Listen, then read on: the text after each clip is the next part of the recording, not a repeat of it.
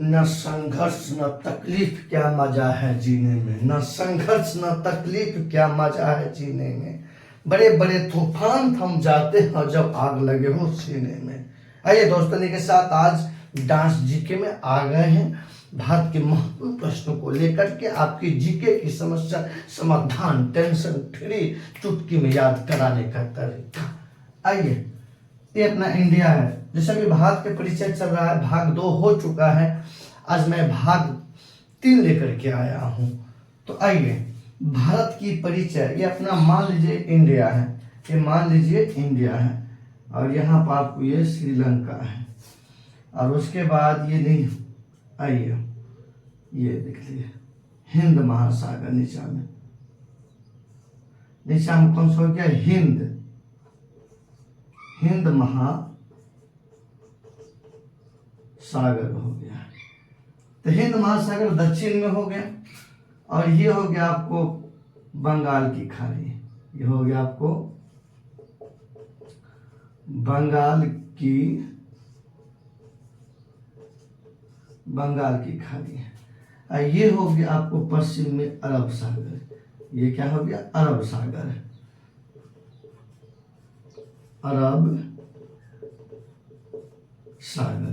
ये अरब सागर हो गया। ये बंगाल, देखिए ये इंडिया है, ये भारत है। तो ये भारत है, देख लीजिए। जैसे हम एग्जैक्ट फिगर नहीं बना लेकिन मैं लमसम बनाने का प्रयास किया। ये भारत है। अब आइए, इसके जो मतलब पश्चिम में हो गया अरब सागर और पूर्व में हो गया बंगाल का खाड़ी, दक्षिण में हो गया हिंद महासागर। जैसे देखिए कि जैसे अरब सागर भी और बंगाल का खाड़ी भी, ये दोनों हिंद महासागर का ही भाग है, हिंद महासागर का ही अंग है। तो अब आइए देखते हैं, एक शब्द आते हैं, एक शब्द के बारे में समझ लेते हैं। प्रायद्वीप क्या होता है, आइए पहले देखते हैं। प्रायद्वीप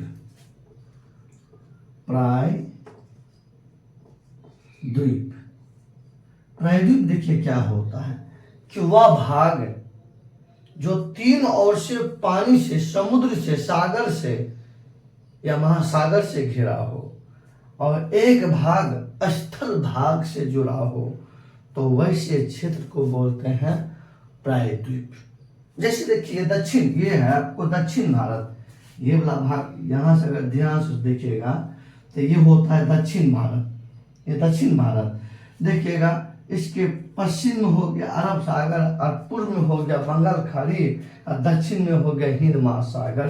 तो ये वाला पोर्शन जो है ये तीनों से पानी से घिरा हुआ है और एक भाग जो है ना ऊपर की भाग, वो उत्तर की भाग जो स्थल से जुड़ा हुआ है, तो इसको बोलते हैं, तो ऐसे क्षेत्र को बोलते हैं प्रायद्वीप। इसीलिए दक्षिण भारत को प्रायद्वीप भारत बोला जाता है। अब आइए, प्रायद्वीप का मतलब होता है वह क्षेत्र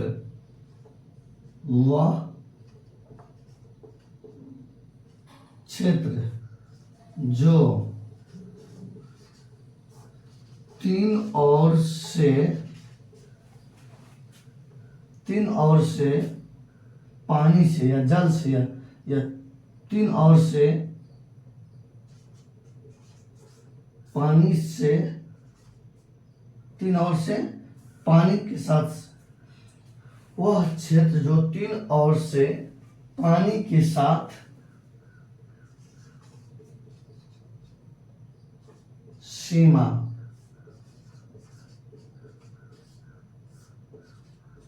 बनाती है और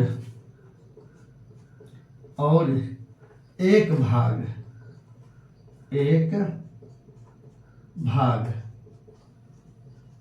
स्थल से,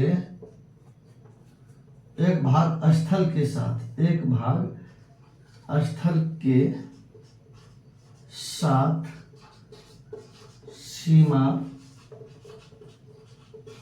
बनाती हो, उसे प्रायद्वीप कहा जाता है, उसे प्रायद्वीप कहा जाता है। प्रायद्वीप का मतलब समझ गए, जैसे दक्षिण भारत, जैसे लिख लीजिए, जैसे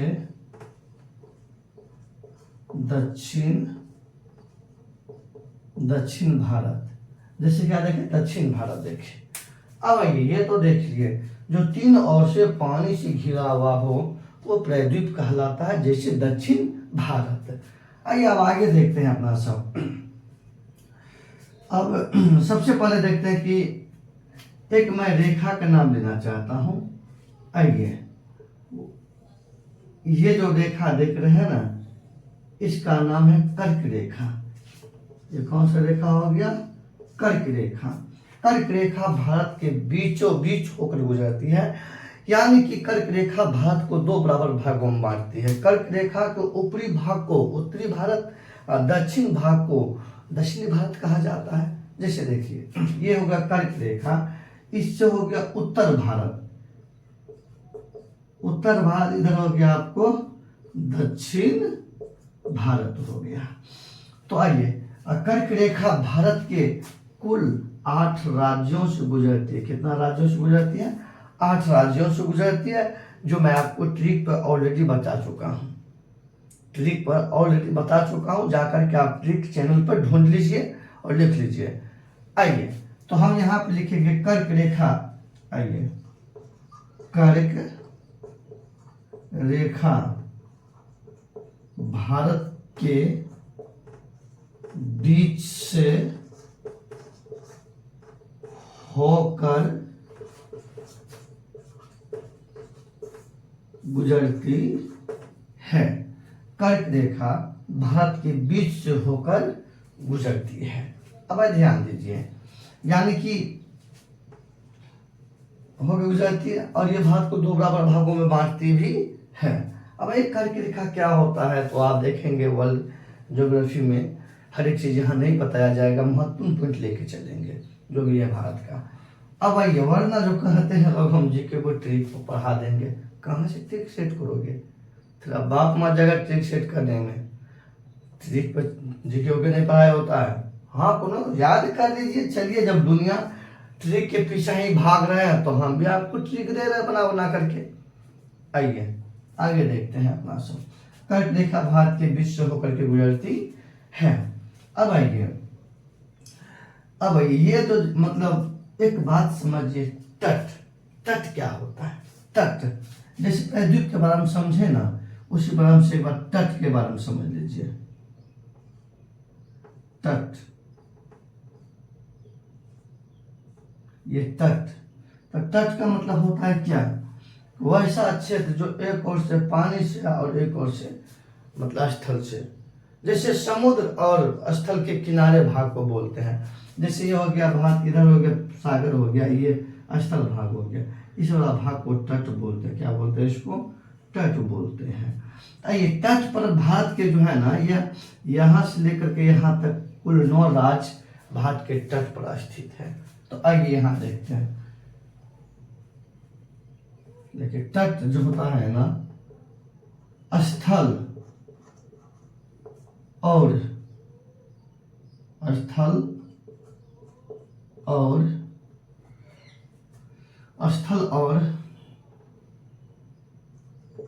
पानी के बीच सीमा बनाती है, सीमा बनाती है। ध्यान दीजिए, तट स्थल और पानी के बीच सीमा बनाती है। मतलब स्थल और पानी के बीच में जो मतलब जो किनारा होता है ना, वही आपको क्या कहलाता है, तट कहलाता है। आइए, भारत में तटीय राज्यों की संख्या 9 है। आइए, भारत में जो है, भारत में तटीय राज्यों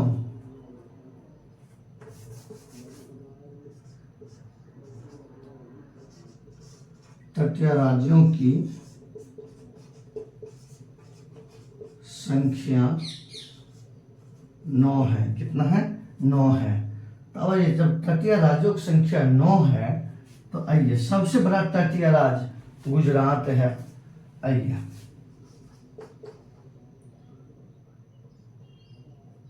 सबसे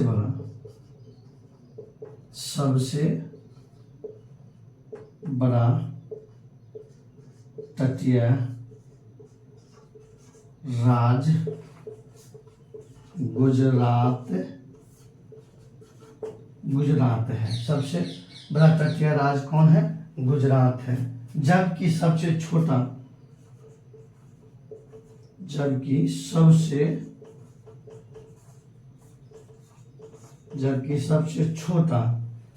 तटीय राज्य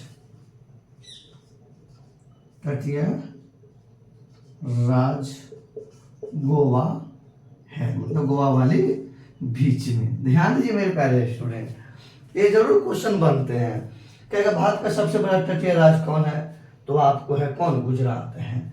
या प्रश्न पूछ दे भारत का सबसे छोटा तटीय राज्य, तो गोवा, तो गाना नहीं रहता ना, गोवा वाली बीच में। कोई बात नहीं, मजा से पढ़िए, चुटकी लेके पढ़िए और माइंड को फ्री होकर के पढ़िए। प्रेशर में जीके ऊपर पढ़ा नहीं जाता है, वरना किसी को एक बार में याद होता नहीं है। जीके को आपको मतलब माइंड में याद रखने के लिए बार बार रिवाइज करना पड़ेगा। मॉर्निंग में जगिए, कॉपी को रिवाइज कीजिए, ये सब। आइए आगे देखते हैं अपना सब, ये हो गया। अब आगे देखते हैं अपना सब, ये जो तटीय राज्य हो गया सबसे सब। अब एक बात और देखते हैं अपना सब, जैसे आप ये करके रेखा देख लीजिए, 8 राज्यों से गुजरती है, बंगाल, अरब। अब ये लेकिन भारत की 2 ऐसी नदी है जो अरब सागर में बहती है, मतलब पूर्व से पश्चिम की ओर बहती है। वो डेल्टा नहीं बनाती, एस्चुरी बनाती है। आइए, नर्मदा और ताप्ती नदी, नर्मदा और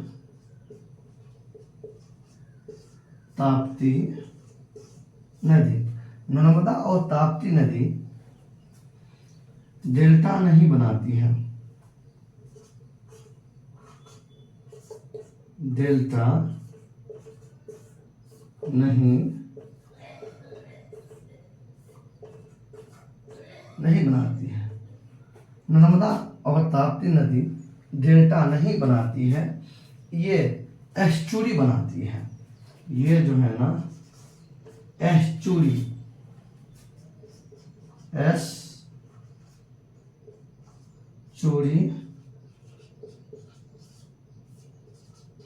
एस्चुरी बनाती है। मतलब जैसे देखिए, ये हो गया आपको, ये हो गया आपको नर्मदा नदी, ये हो गया आपको ताप्ती नदी, ये हो गया उपरवाला नर्मदा, ये हो गया आपको ताप्ती नदी। तो ये दोनों पूर्व से पश्चिम की ओर यानी कि अरब सागर में अपना पानी विसर्जन करती है। तो अब देखिए, तो डेल्टा और एस्चुरी के बारे में एक लाइन समझ लीजिए। डेल्टा क्या होता है और एस्चुरी क्या होता है। सबसे पहले डेल्टा समझिए। हम आसानी से इसका जो है उदाहरण लेता हूँ। अगर बारिश हुआ, गाँव घर की ही बात लीजिए ना, मान लेते हैं बारिश हो रहा है, ढलान इधर है, मतलब पानी इधर से इधर बह रही है। तो देखिएगा पानी क्या कहते हैं, जिस ओर बहती है अपना मार्ग में देखिएगा, मतलब बालू के कण, मिट्टी के कण जो भी है, इस तरह से आकार बनाते हुए आगे बढ़ता है। तो ये मतलब छोटे छोटे बालू के कण, मिट्टी के कण, कंक्रीट, उस ये जो इस आकार में मतलब बनता है, जिस ओर पानी बहता है, वो हो गया डेल्टा। डेल्टा हो गया। अब जो पानी का बहाव, मतलब जो पानी का बहाव, मतलब इस बालू के कण, ये मिट्टी के कण, ये आकार नहीं बनाता, वैसे उसको मतलब सागर में बह जाता है। तो अपना मुंह पे जो है ना गाद को जमा नहीं करना, वो एस्चुरी होता है। जैसे देखिएगा, ये पश्चिमी तट, ये पूर्वी तट, इस तट का ढाल पूरा खड़ा है पश्चिमी तट का। जैसे ये नदी पानी अपना है गिराता है और अपना मार्ग में जो भी मलबा, बालूपन, मिट्टी उट्टी जो भी लाता है, उनका जहन मुंह पर नहीं जमा हो पाता है, पूरा सागर में फैल जाता है, तो उसको बोलते हैं एस्चुरी। हाँ, जैसे ये देखिएगा, जो बंगाल खाड़ी में जो नदी पानी अपना विसर्जन करता है ना, वो डेल्टा बनाती है, क्योंकि ये पूर्वी तट ऐसे है, ऐसे मतलब नदी आया आराम से अपना मोहना पर जो गाद उद है वो जमा कर लेता है। जैसे विश्व का सबसे बड़ा डेल्टा सुंदरवन का डेल्टा है। तो डेल्टा क्या यही ना, यही है ना। तो अब आइए आप समझ गए होंगे आप मतलब एस्चुरी क्या होता है और डेल्टा क्या होता है। मैं आज आसानी से समझा दिया हूँ ताकि आपको कोई दिक्कत नहीं होगी। आइए एक चीज और लिख लेते हैं। विश्व का सबसे बड़ा डेल्टा, विश्व का सबसे बड़ा डेल्टा, विश्व का सबसे बड़ा डेल्टा सुंदरवन,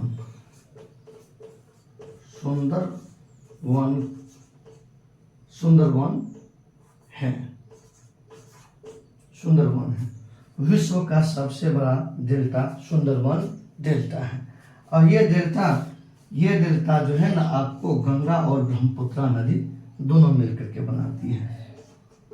गंगा एवं ब्रह्मपुत्र नदी, मतलब दोनों में मिलकर के, गंगा और ब्रह्मपुत्र दोनों मिलकर के बंगाल खाड़ी में विश्व का सबसे बड़ा डेल्टा सुंदरवन का डेल्टा बनाती है। देखिए इस प्रकार से मैं आपको कुछ न कुछ रोज लेकर के आऊंगा आपके एग्जाम के बेनिफिट के लिए। देखिए कितना सुंदर सा पॉइंट बताया हूं और एक क्वेश्चन संभावना है बनने का और चुटकी में याद कर लीजिए। Tension free. जय हिंद।